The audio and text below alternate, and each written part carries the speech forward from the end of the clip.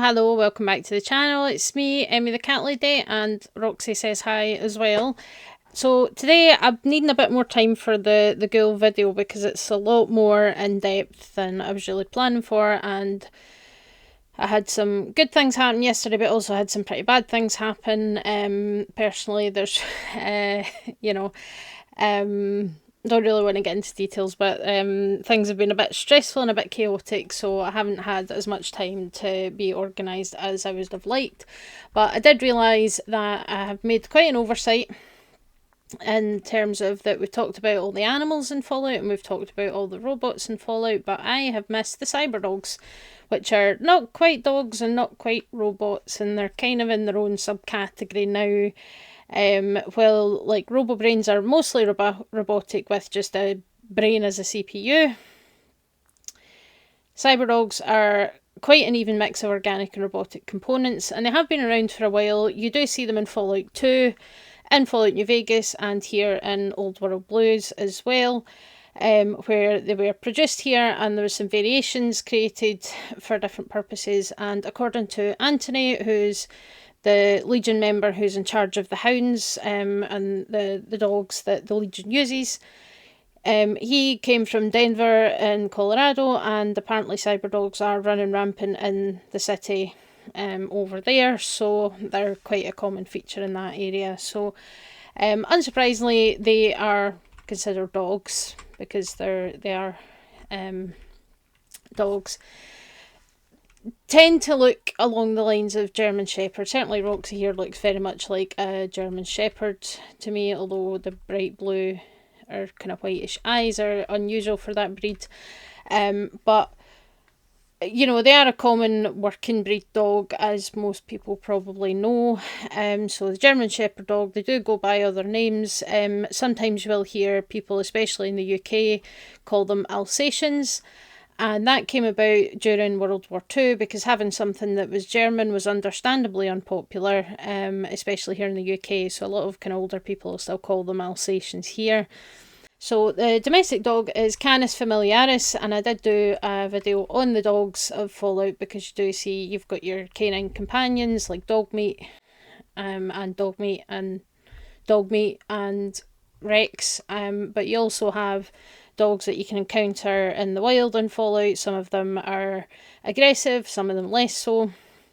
But dogs have been a big part of human society since almost the beginning of human society, really. So Canis familiaris is the Latin name for the domestic dog, and despite the huge range of breeds that exist, they are all still the same species, which is why the kind of designer crossbreeds that have become popular in recent years, like your Labradoodles, are not hybrids, because a hybrid involves breeding two related but distinct species or subspecies together. If you do get some dog breeds that have a bit of wolf in the mix, for example, in which case it would be considered a hybrid. But dogs were one of the earliest animals to be domesticated in human history, from Canis lupus, which is your wolf. That's where they do have their origins. But generations and generations of selective breeding has created the vast range of dog breeds that we do see in the world today. And because of that, and because for a long time dogs were bred more for appearance and for work functionality than for their own health, a lot of pedigree dog breeds do suffer from some inherited health issues because of that. But there are plenty of ethical breeders out there, and they do exist, and they are focused on doing things like health testing and not breeding animals that do have specific health conditions so that they don't pass it on, and trying to improve the health of their breeds. But there are also, unfortunately, a lot of unscrupulous breeders who are breeding dogs due to popular demand, and sometimes with the kind of rare coat colours and things, that introduces more issues. Particularly something in the brachycephalic breeds, which are your flat face ones like your bulldogs, your French bulldogs, pugs, Pekingese, all these breeds with a squished face. Particularly, there has been a lot of attention on that in recent years for good reason. I have seen some pretty horrific consequences of extreme breeding, unfortunately, in my career. And it is really heartbreaking because it's not the dog's fault, and it is something that could be avoided. But there are good breeders out there that are working to improve the health of many of the dog breeds that we have. So why would German Shepherds be the one to be used as cyberdogs? Well, they're one of the most versatile and efficient working dog breeds in the world. They're used a lot in military roles, police and security roles. And they originate, unsurprisingly, in Germany. They originate with a man called Max von Stefanitz, who was an ex-cavalry captain and student of the Berlin Veterinary College, and he was looking to create the perfect working dog and looked to sheepdogs. So they are among the most intelligent dog breeds in the world. If border collies could write or speak, then the world would be a vastly different place because they are so intelligent. But they are very driven as well. They have kind of a strong working instinct, and they want to be busy. They want to be doing something. They not only do they kind of help guide and manage the livestock, so like when, if sheep or cattle are being moved from one field to another, that kind of thing, then, the herding dogs will kind of help with that. But they do also protect the livestock, so they're often used to guard the sheep from predators like foxes, and depending where you are in the world, potentially wolves or bears or whatever. But these livestock dog breeds protect the livestock as well, and they need to be able to kind of follow instructions, essentially. So they need to be able to follow commands and obey them. They need to be clever enough, and they need to be fast and strong. And the German Shepherd does fit this role perfectly. They are a very clever breed. Sometimes a little bit too clever for their own good, but they are, and they did become quite popular in the first half of the 20th century, particularly in the 1930s in Germany, because they kind of represented the German ideals at the time, and that does mean the Moustache Man was fond of them, and he did keep them, and that was used as part of the propaganda to show that he was an animal lover, because people who love animals generally are seen to be better people than people that hate animals. It's a weird thing, but people are more willing to accept someone who is proven to like animals, so they did use that to their advantage. And that is largely the reason that here in the UK, people that did have German Shepherd dogs would start calling them Alsatians, and a lot of people, older people, do still use that word, because obviously being associated with Germany at that time was not a good thing to be. Understandable, considering everything that was going on at that time. But German Shepherds do remain a popular dog breed, both as pets and for many applications, including police work, sniffer dogs, security, military, search and rescue, and they can even be used as guide dogs for the blind or other kind of assistance, and medical dogs as well. They're very versatile, they're easy to train, and they are very intelligent, which means they can understand and learn commands very well, and they can be trained to do just about anything that you would want a dog to do, which is pretty impressive. They are big enough to be dangerous potentially, so certainly for security and police work and things, you do want these dogs to be intimidating, because that can help with crowd control and situations, that kind of thing. But they can also be very nice and very friendly dogs, as well. And I have worked with many German Shepherds over the years. I've worked with the police dogs, I've dealt with them, I've dealt with pet ones, and generally they are very good dogs. They're, again, because of their size and because of what they're used for, they do have a reputation as being aggressive, but I'm not really of the belief that any one dog breed is dangerous as such. I think a lot of it is lack of understanding of the dog behaviour, and people that get these dogs and don't really know how to train them properly and things like that. There's a lot more nuance to it, which is why I don't agree with breed specific legislation and banning certain dog breeds, because it doesn't really make any sense. However, German Shepherds do have kind of a handful of kind of common health complaints that they seem particularly prone to. So they can suffer from elbow and hip dysplasia, so that is where there's a mismatch between the different bones that make up the hip joints and the elbow joints.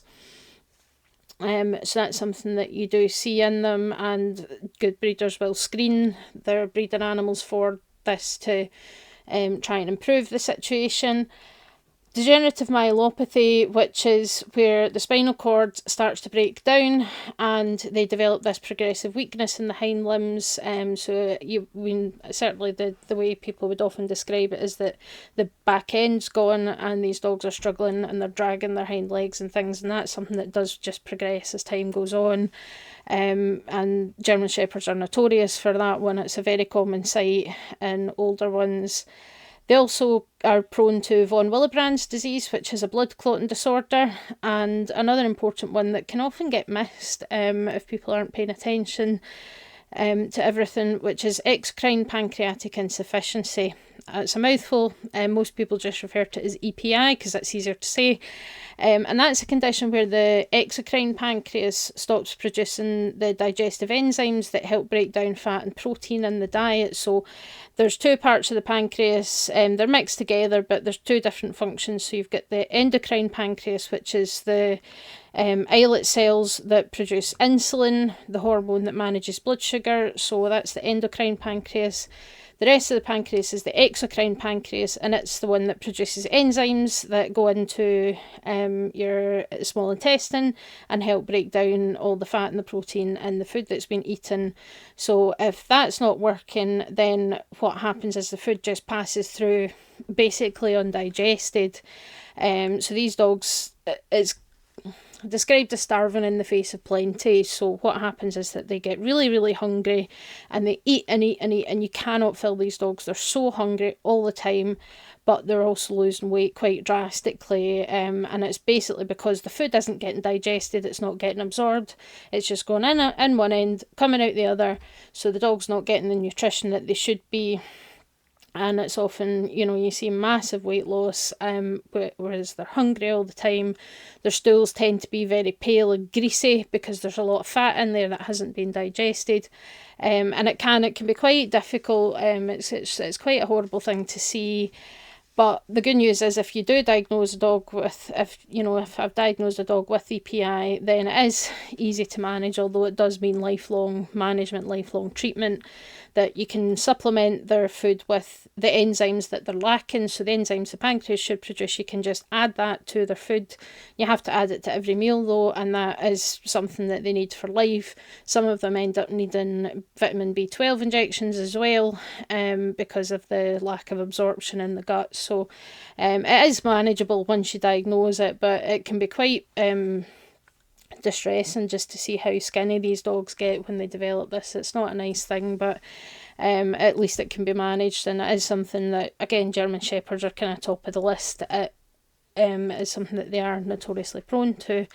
Of course, one way of avoiding these problems is to replace all the parts with cybernetics. So as you can see, I've come here because Roxy, I think, quite a good example that we have, canine unit. So we have a lot of parts of the dog that have been replaced with robotic parts. So most of the limbs, we've got one normal dog leg, which is the front right paw. The hind limbs and the left forelimb have all been replaced, although the limbs do follow a fairly typical pattern that you would see. So you've got, this would be the equivalent of the scapula, the shoulder blade, shoulder joint here, elbow, and then the wrist essentially, and the toes and things. So it does emulate the dog's normal limbs quite well. And then the hind limbs, so hip, joint, pelvis is in this area down to the knee, and then the hock, which is like the ankle, and the hind paw. So it follows that, because if you're expecting the dog brain to be able to control mobility, the limbs have to be fairly similar to what the real dog limbs would be, or it probably wouldn't work very well. The lower jaw has been replaced with a metal one, and the teeth are often replaced as well with metallic teeth. All the better to bite you with, Grandma. And then obviously the brain has been removed and then put in its own little tank. on the top of the head, and that improves the connection with all the cybernetics that have been added to the dog, as well as the organic parts, and it also improves their perception. However, the brain can degenerate over time. It takes a long time for that to happen, but it does happen. Good news is that you can just swap it out with a new one. So when you do that, the dog retains all their memories and their personality and their mannerisms, but attributes of the new brain can mix with that to combine the two personalities in a way. And we'll see that with Rex. We'll talk about him a little bit more later. But his stats are changed depending on which brain you get for him to replace the one that's not working anymore. And most of their internal organs are replaced with artificial ones as well, and that there's a motivator circuit that helps get all the limbs moving as they should be. They can be repaired or reconstructed, which we see with Roxy actually, that she can be repaired if she dies and reconstructed. And you also can, if she does die in X8, you can just make a new one and it's fine, which is fun. You do have these personal security models, which is like the ones that are seen in Fallout 2. Dr. Henry brought one from the Enclave oil rig when he settled in the NCR. And there's also the law enforcement and police models, and then the military models that do have sonic barks. So the military ones you do see here in Big Mountain, they'll often come at you, and you'll sometimes get a mixed group of both the police ones and the military ones that come charging at you. And they do move fast, they can run pretty fast, and they do show similar tactical capabilities in combat, like attempting to flank you and attacking in groups, very similar to how the coyotes act and how the more aggressive dogs that you would see in the wasteland attack. So fairly similar tactics, but these guys are a bit tougher. The game doesn't treat them as robots though, so your kind of pulse weapons aren't really any more effective against them than they would be against a normal dog. But you can fight them off with other means as you need to. And there's definitely a few unique ones to talk about, so I'm going to head outside. Yep, so we're going to talk about Rex. So Rex is a potential companion in Fallout New Vegas, but he kind of belongs to the king. Ah, there he is. Am I wearing a hat? I might be wearing a hat. So I'm wearing a hat. Yep, so this is Rex, and this is the king, obviously. Yeah, you hear that? We'll get to that in a wee second. But Rex here is a cyberdog, and he belongs to the king. And he will let you take Rex as a companion, so he has an option to be a companion of yours if you agree to find him a new brain. So Rex is suffering from the neural degeneration, so his brain is starting to fail and he needs a new one. And you can convince Dr. Henry, who's the old Enclave scientist up in Jacobstown, to help you do that, but you need to source a suitable brain for him. So there's 3 options that you can choose from. Hi buddy, I know. We'll get to why he's growling and barking at me in just a second. It's a funny little thing, but you can go to see Old Lady Gibson at Old Lady Gibson's Gibson Scrapyard, which is just north of Novak, somewhere about here. I haven't been to see her on this save file, obviously, and she will euthanize one of her dogs, Ray, and give you his brain, and that gives Rex the Faithful Protector perk, which increases his attack power by 25. You can get a brain from a dog called Violetta, who is one of Violet's dogs. Violet is one of the fiend leaders that you are sent to assassinate in 3-card bounty by Major Datry at Camp McCarran. And Violetta's dog, the dog, and her brain is suitable for Rex, and that gives Rex the Unshakable Tracker perk that boosts his movement speed by 50%. Finally, you can, if you're on good terms with Caesar's Legion, you can go and speak to Anthony, who is the Legion's Houndmaster. He's the guy that mentions the Cyberdogs in Denver, so he came from a tribe called, I think they were called the Hangdogs. based in Denver, Colorado, and he is the one that tells you that there's a lot of cyberdogs running around the city there. So Anthony's in charge of the dogs at the Legion, and he will agree to give you the brain of his best dog, Lupa, but you have to give her an honourable death in the arena in order to be allowed to take her brain. So you have to fight her with just a machete and win, and then Anthony will let you take her brain. Giving that to Rex gives him the Blood of the Legion perk, which boosts his damage threshold by 10, so pretty useful. And Rex is a good boy, except you'll notice that he is growling and barking at me periodically. That is because he doesn't like hats. So he does not like people wearing hats. He does not trust people wearing hats and will bark and growl at them. That includes NPCs, and that includes the courier. If you have him as a companion and you talk to him, he will bark and he'll be upset because you're wearing a hat, but you can persuade him that even though you are a hat wearing freak, you are on his side, and he will kind of accept it, which is quite funny. So that's why he's growling at me, is because I'm wearing a hat. I don't know if he'll stop if I take it off. No, he's still mad. Hey buddy. Hello. But yeah, so Rex doesn't like hats, but he's quite a fun companion, because who doesn't love a dog companion in games? It's always a good thing to have. But if you leave Roxy alive and complete Old World Blues, then Roxy will find Rex and they will get together and create an army of cyber pups to terrorise the wasteland, which is adorable. And the other fun thing about Rex is that if you have Wild Wasteland, then at one point he will howl when you speak to him, and he will give you a quest where Jimmy has fallen down the well and you have to go and find him, and you get it's a unique BB gun that you can find there. It's obviously a reference to Lassie, which is an old TV series that was centred around a dog, a rough collie, which is another sheepdog breed that was originally bred for managing livestock, just like the German Shepherds were. So that's quite a cute and funny reference, because the whole joke about that is about Timmy falling down a well and having to be rescued and things, even though that didn't actually happen in the programme. But, fun little reference there. So we're going to leave these two be for now, because we've got two doggos to talk about in here. Obviously, we've been hanging out with Roxy already. She exists here, and you can create her. You need to find the right holotape that lets you do it.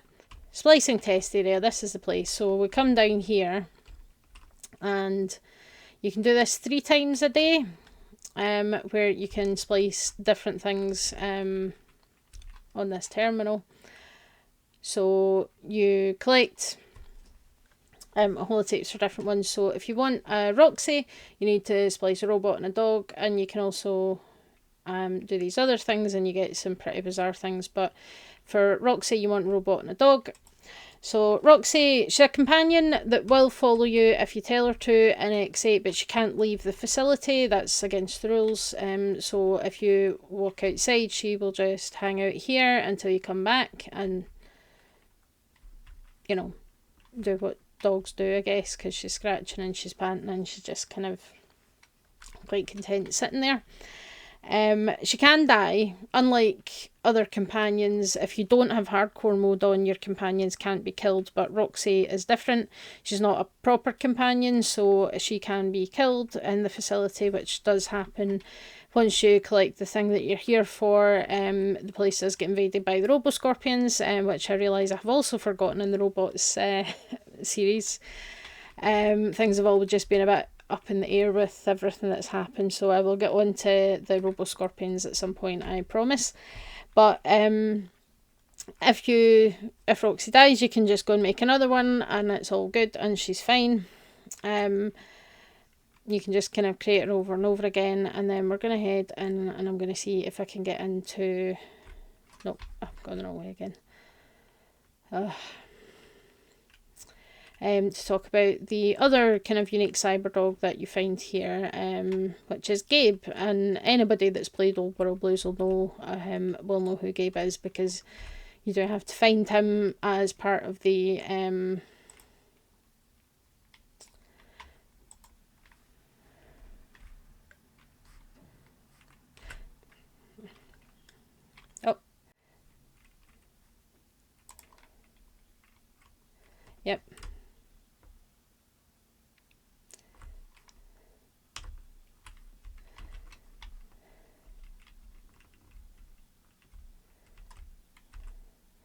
Okay.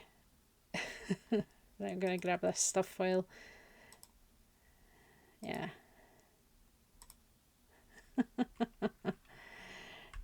Okay. Anyway, I'm going to get to minimum safe distance here. Yeah.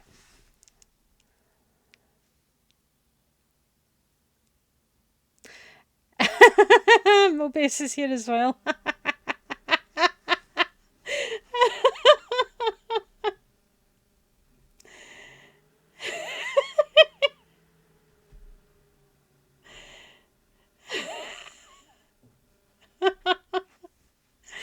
There it goes.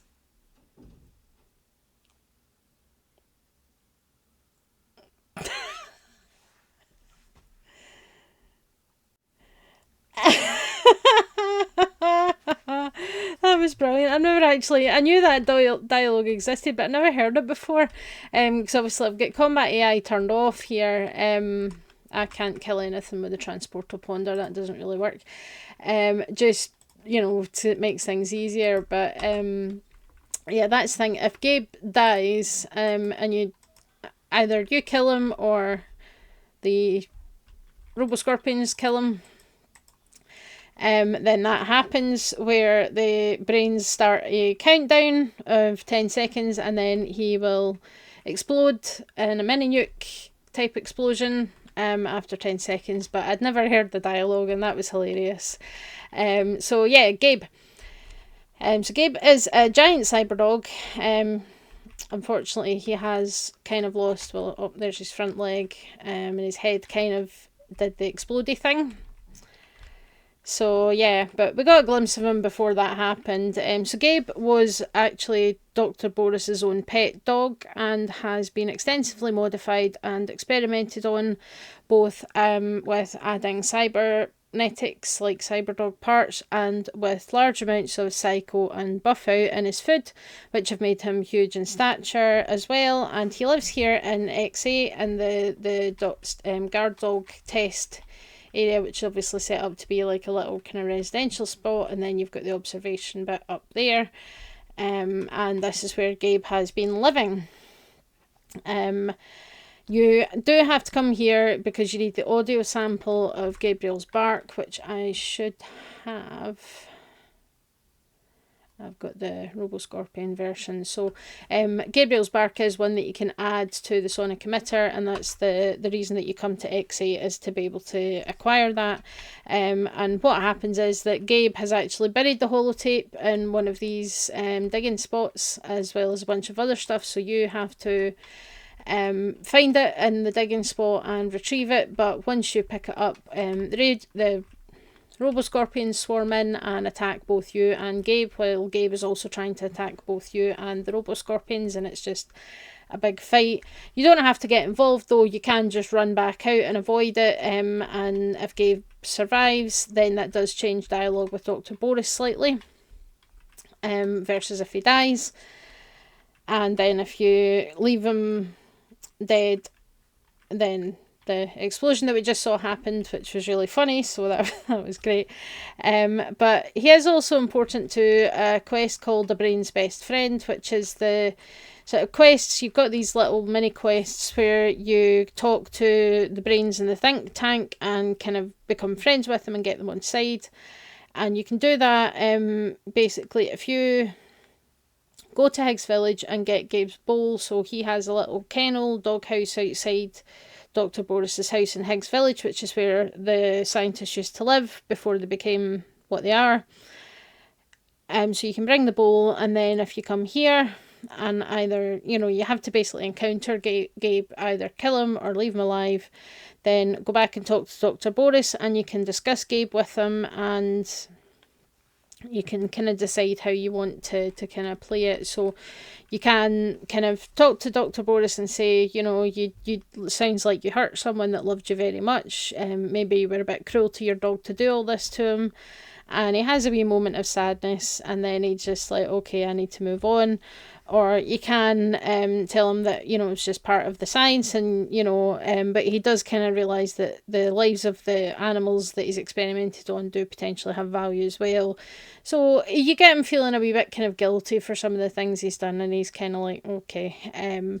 But doing that quest means that if you're trying to do the peaceful ending of Old World Blues, where you don't kill the brains, then doing this quest will mean that Dr. Boris will defend you against Dr. Klein when you are doing the end of the DLC, so it's quite a fun thing to do.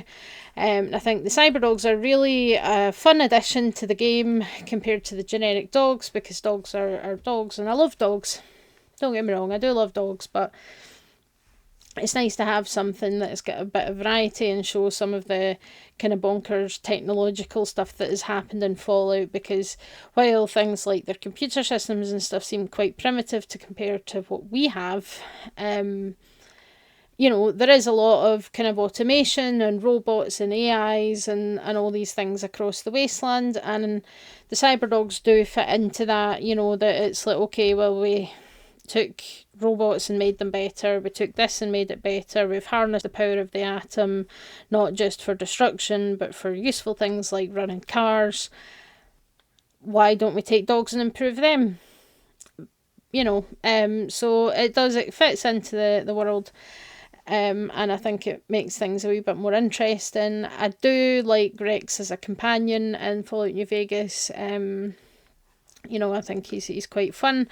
Love having a dog around of any kind. Not every dog can be a dog mate, and that's okay. But it doesn't really feel like a Fallout game without some kind of canine companion, in my opinion. I think having a dog... In fact, yeah, here's the kind of blueprints for all the stuff that they've added, so it does show that, you know, there's stuff kind of internally as well, because this is kind of where the heart would be. Lungs kind of there, liver, stomach, and then all the intestinal bits and the kidneys and things would be in that region. So you know, you can kind of see from the blueprints, and these are human, yeah, they're human x-rays, and yeah, I think that's a bit clearer, isn't it? That's quite a good drawing.